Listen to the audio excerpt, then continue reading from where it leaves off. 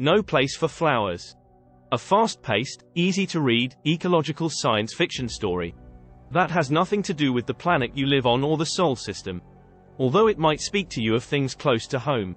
Renowned for his research, Professor Oz has convinced the corporations to fund his ambitious research station where the brightest young minds are making major breakthroughs.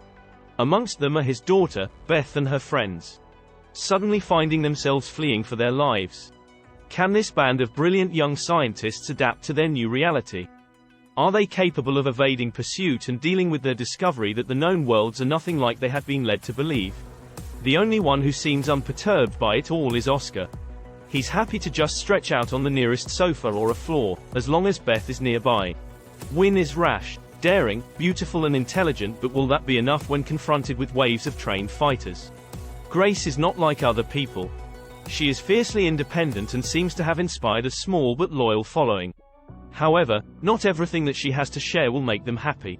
He's awkward around other people, particularly women, but he's Ben's best friend. He's also a genius by any meaningful definition of the word. Ben suspects his friend might see something they've all missed if only someone could inspire him with confidence.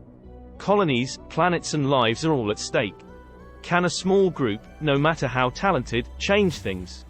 The debut novel by Leslie Coelho, the author you've almost never heard of.